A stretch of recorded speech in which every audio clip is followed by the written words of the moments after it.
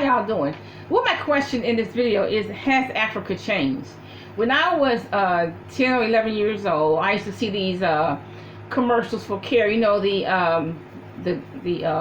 charitable organization, and I used to see the flies all over the African children. They were dirty and nasty, excuse me. They were dirty and nasty. The adults were dirty and nasty. Children had snot on their nose. They had dust on their... I just don't understand why people pour in nasty, you know, because water is free and soap is cheap. I mean, even in Africa, you can go to the river and get you a bucket of water, boil it, and you can bathe, okay? But I just don't understand this being poor and filthy. I can understand being poor. I mean, I myself can go without food for 3 or 4 days. I myself can do that. But I'm going to be clean while I'm doing it, okay? I'm going to take a shower or bath every day. I'm going to be clean while I'm starving. Okay, so I don't really understand it. And okay.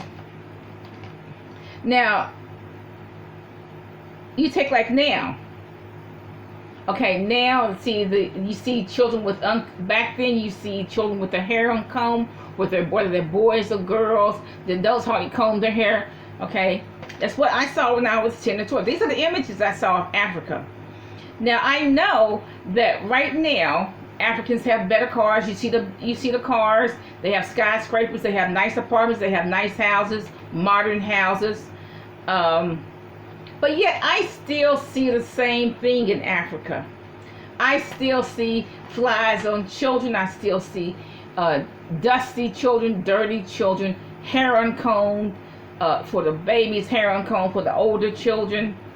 Now in 10-11, when I was 10-11 years ago, Africa always allowed these particular European countries to take over Africa and exploit the minerals underneath Africa. So this is where all the gold and diamonds and all the precious metals are in Africa. Okay, and that still happens. Okay, I see the same thing that I saw it when I was 10 or 11 years ago. I still see flies around children. I still see dirty children covered in dust. I still see dirty children that haven't had a bath in a month. I still see adults that haven't had a bath in a month. The adults don't comb the girls' hair in particular, but yet when Africans want to go across the world on Facebook, you know, they'll do all these fancy hairdos. They'll braid their fancy hairdos, but they won't do anything when they're young. I mean, but why do they wait till they're adults to do anything with the child's hair? Okay, the girl's hair is not combed, neither the boy's hair is not combed. Okay, but I still see they're extremely dirty. I still see that at this point in time. Now, a lot of times they shave the boy's hair or shave the girl's hair because they're too lazy to comb it. See, they don't want to comb it, so they're just too lazy to comb it, so they shave it. Okay, they're just too lazy to comb it. Okay, and you know what? Africans, they're still starving. They're still starving, even though they're surrounded by land. I saw that when I was young. But see, that hasn't changed. Africa's still starving, even though it's surrounded by land. It can grow just about any kind of, it's so tropical, it can grow just about any kind of fruit and vegetable. And Africans, Sudan, Ethiopia, the children are dirty, the grown-ups are dirty, even though they're surrounded by water. All you gotta do is take that water from the lake, boil it, and put some soap on everybody, on children in particular. That's all they gotta do. Soap, S-O-A-P. But they don't use it. You know, 10, 11 years ago, Africans were steeped in voodoo. When I was 10, 11, they were steeped in voodoo. They've been steeped in voodoo for thousands, for millennia, really. And they still steeped in voodoo, okay? If anybody is handicapped in Africa, they don't have any care whatsoever. They got to live with the handicap for 40, 50 years. They don't even get wheelchairs. They don't get crutches so they can walk better. The kids have to, if they have any kind of handicap, the children have to stay home. They don't get to go to school and learn how to read and write. Just because they have a certain handicap. There's no hospital treatment at all. And that is now. That is in this day and time. And like I said, Africans, like I see a poor African in a house surrounded by beautiful trees, all kinds of trees, but yet they're starving. And that makes no sense to me. They got beautiful banana trees and beautiful palm trees, and yet they're starving.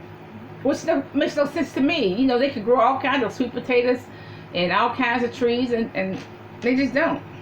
They don't understand it. They're surrounded by land, but they don't grow anything. Surrounded by water, but they don't boil the water and bathe the water. Now, what I see sometimes in the third world, particularly Asian countries, they'll go find a little bit of water somewhere, and they just take it, they'll bathe, put soap over them and bathe, and that filthy water goes back in the lake. See, okay, so you do that, now you're polluting the lake. If you bathe near the lake and the water your filthy water from your filthy body goes back in the lake, now you have polluted the lake. And you take that happens in the Asian countries. In India, they polluted, the lakes are just black with pollution. Okay, Indians will do this often. They'll take some water from the lake, wash some clothes in it, and then put the filthy water back in the lake. So now the water is polluted, and the clothes are not clean. Okay, clothes are actually dirtier than what they were before.